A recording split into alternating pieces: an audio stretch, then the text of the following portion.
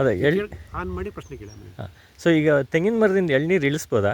ಕೆಲವರು ಇಳಿಸ್ಬಾರ್ದು, ಇದಾಗುತ್ತೆ ಅಂತಾರೆ. ಅಂದರೆ ಈಗ ತೆಂಗಿನ ವಿಷಯದಲ್ಲಿ ಎರಡು ಥರ ಯೋಚನೆ ಮಾಡೋಣ ಇದನ್ನ. ಒಂದು ಕನ್ಸ್ಯೂಮರ್ ಪಾಯಿಂಟ್ ಆಫ್ ವ್ಯೂ, ಗ್ರಾಹಕರ ದೃಷ್ಟಿಯಿಂದ ತೆಂಗಿನ ಉತ್ಪನ್ನಗಳು earlier the better.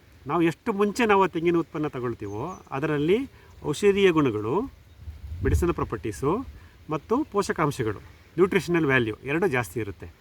Highest benefit as A consumer ನನಗೆ ಈ ತೆಂಗಿನಲ್ಲಿ ಸಿಗೋದು ಅಂದರೆ ನಾನು ನೀರಾಗಿ ಕುಡಿದಾಗ ಹೊಂಬಾಳೆ ಬರುತ್ತಲ್ಲ, ಅದನ್ನು ಕುಯ್ದುಬಿಟ್ಟು ನೀರ ತೆಕ್ಕತ್ತೀವಲ್ಲ, ನೀರ ಅಂತೀವಲ್ಲ, ಅದು ನೀರಾದಲ್ಲಿರುವಷ್ಟು ಮೆಡಿಸಿನಲ್ ಪ್ರಾಪರ್ಟೀಸು, ನ್ಯೂಟ್ರಿಷನಲ್ ವ್ಯಾಲ್ಯೂ ಯಾವುದ್ರಲ್ಲೂ ಇಲ್ಲ. ಬಟ್ ನೀರಾಗಿ ಲೈಸೆನ್ಸ್ ಇಲ್ಲ, ಅದು ಫರ್ಮೆಂಟೇಷನ್ ಆಗುತ್ತೆ, ಹಾಳಾಗುತ್ತೆ ಅಂತೇಳಿ ನಾವು ಎಲ್ಲ ಕಡೆ ಕುಡಿಯೋಕ್ಕಾಗ್ತಾಯಿಲ್ಲ. ನಾನು ದಿನ ಬೆಳಗ್ಗೆ ಎದ್ದು ನನ್ನ ತೆಂಗಿನ ಮರದ ನೀರಾಗಿ ಕುಡಿಯೋಕ್ಕೆ ನಾನು ಇಷ್ಟಪಡ್ತೀನಿ. ಅಂದರೆ it's got highest medicinal value and nutritional value ಅದಿರುತ್ತೆ. ನೆಕ್ಸ್ಟು ನಾವು ಅದು ನೀರು ಕುಡಿಯೋಕ್ಕಾಗಲ್ವಲ್ಲ, ಅದು ನೆಕ್ಸ್ಟ್ ಲೆವೆಲ್ ಏನು? ಎಳನೀರು. ಎಳನೀರಿನಲ್ಲೂ ಔಷಧೀಯ ಗುಣಗಳಿರುತ್ತೆ ಮತ್ತು ನಮ್ಮ ಮನುಷ್ಯನಿಗೆ ಬೇಕಾದಂಥ ಪೋಷಕಾಂಶಗಳು ಇರುತ್ತೆ. ಅದಕ್ಕೆ ಆಸ್ಪತ್ರೆಯಲ್ಲಿ ನಾವು ಅಡ್ಮಿಟ್ ಆದಾಗ ಎಲ್ಲರೂ ಎಳನೀರು ತೊಗೊಂಡು ಕುಡಿತೀವ, ನಮ್ಮ ಇವರು ರೋಗಿಗೆ ತೊಗೊಂಡೋಗಿ ಕೊಡ್ತೀವ ಆಸ್ಪತ್ರೆ ಮುಂದೆ. ಅಂದರೆ ಏನು? ಮೆಡಿಸಿನ್ ಪ್ರಾಪರ್ಟಿನೂ ಇದೆ, ರೋಗ ಬೇಗ ನಿವಾರಣೆ ಹುಷಾರಾಗಲಿ, ಅವ್ನು ಮನೆಗೆ ಬರಲಿ ಅಂದ್ಬಿಟ್ಟು ಕೊಡ್ತೀವಿ ಎಳ್ನೀರನ್ನ. ಸೊ ಅಂದರೆ ಎರಡನೇ ಹಂತದಲ್ಲಿ. ಸೊ ನಾವು ನೀರಾಗಿ ಕುಡಿಯೋಕ್ಕಾಗದೇ ಇದ್ದವರು ಎಳ್ನೀರು ಕುಡೀರಿ, ಅವು ನಿಮ್ಗೆ ಎರಡು ಸಿಗುತ್ತೆ. ಮೂರನೇದು ಬಂದು ಬಲಿತಕಾಯಿ.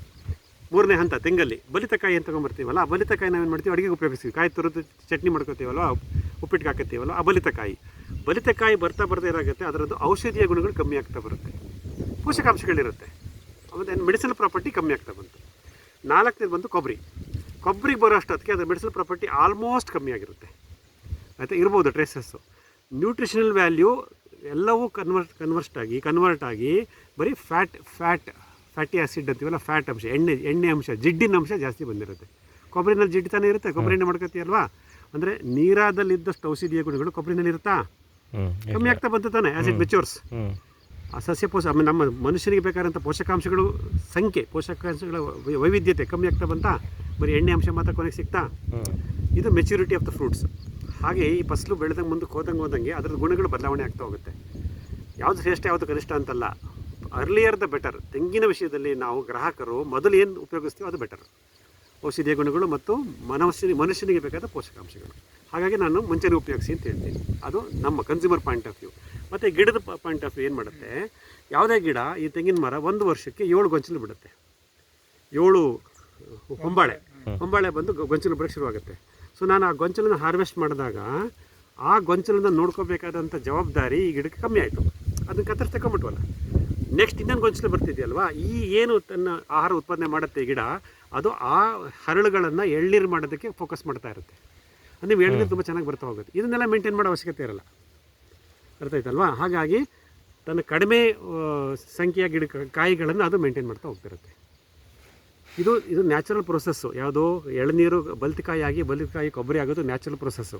ಬಟ್ ಅದು ಗಿಡದ ಮೇಲೆ ಇದ್ದಾಗ ಆಗಲಿಕ್ಕೂ ಕಿತ್ಕೊಂಬಂದು ಮಾಡೋಕ್ಕೂ ವ್ಯತ್ಯಾಸ ಇರುತ್ತೆ. ಅದಕ್ಕೆ ನೋಡಿ, ನಾವು ಕೊಬ್ಬರಿ ಮಾಡೋರು 2 ಥರ ಮಾಡಿ, ನಮ್ಮ ಚನ್ನರಾಯಪಟ್ಟಣ ಅರಸೀಕೆರೆ ಕಡೆ ಏನು ಮಾಡ್ತಾರೆ, ಕಾಯಿ ಬಲ್ತಿದ ತಕ್ಷಣವೇ ಲೋಟಿ, ಫೈಬರ್ ಲೋಟಿ, ಅದನ್ನು ತೊಗೊಂಡೋಗಿ ಕಾಯಿ ಕಡಿಬಿಟ್ಟು ಮನೇಲಿ ಬಂದು ಕೊಬ್ಬರಿ ಮಾಡ್ತಾರೆ. ಇನ್ನು ಕೆಲವರು ನಮ್ಮಂಥ ನೈಸರ್ಗಿಕ ಕೃಷಿಕರು, ಸೋಮಾರಿಗಳು, ಬಿದ್ದಕಾಯಿ ಆರಿಸ್ಕೊಂಬರ್ತೀವಿ ಕಣಪ್ಪ ಅಂತೀವಿ. ನ್ಯಾಚುರಲಾಗಿ ಅದೇ ಬಿದ್ದು ಆಮೇಲೆ ನಾವು ತಂದಾಕೊಂಬರ್ತೀವಿ ಅಂತ ಹೇಳ್ತೀವಿ. ಆ ಚನ್ನರಾಯಪಟ್ಟಣದವ್ರು ಬುದ್ಧಿವಂತರು, ಅವರು ಬಲಿತ ಕಾಯಿನೇ ಕೊಯ್ದುಬಿಡ್ತಾರೆ, ಅದನ್ನು ಅಲ್ಲಿ ತೆಳುವಾಗಕ್ಕೆ ಬಿಡಲ್ಲ. ಇಲ್ಲಿ ತಂದು ಮನೆ ಮುಂದೆ ಕೊಬ್ಬರಿ ಮಾಡ್ಕೊತಾರೆ. ಅಂದ್ರೇನು, ಆದರೂ ಅಷ್ಟು ಬರ್ಡನ್, ಆ ಹೊರೆ ನಾನು ಕಮ್ಮಿ ಮಾಡಿದ್ರು ಕಡಿಮೆ ಆಯಿತು ಅಂತ ಅಲ್ವಾ. ಫಿಸಿಕಲ್ ವೆಯ್ಟ್ ಆಗ್ಬೋದು, ನ್ಯೂಟ್ರಿಷನಲ್ ಡಿಮ್ಯಾಂಡ್ ಆಗ್ಬೋದು, ಪೆಸ್ಟ್ ಪ್ರೊಟೆಕ್ಷನ್ ಆಗ್ಬೋದು, ಏನೋ ಇರುತ್ತಲ್ವಾ. ಈಗ ನನ್ನ ಜೊತೆ ಇದೆ ಅಂದಮೇಲೆ ಅದು ನನ್ನ ಪಾರ್ಟು, ಅದನ್ನು ತೆಗೆದಾಗ ಅದ್ರ ಜವಾಬ್ದಾರಿ ಇರಲ್ಲ. ಆಗ ಇದ್ರ ಫೋಕಸ್ ಏನಿದ್ರು ಹೊಸ ಗೊಂಚಲುಗಳ ಮೇಲೆ, ಹರಳು ಮೇಲೆ, ಎಳನೀರ ಮೇಲೆ ಇದ್ರ ಫೋಕಸ್ ಇರುತ್ತೆ. ಹಾಗಾಗಿ ಇದರಲ್ಲಿ ನನಗೆ ಯಾವುದೇ ರೀತಿಯ ವೈಜ್ಞಾನಿಕವಾದ ಕಾರಣಗಳಿಲ್ಲ ಎಳ್ನೀರು ಕಡಿಯೋದ್ರಿಂದ ಮರ ಬಡವಾಗುತ್ತೆ ಅಂತ.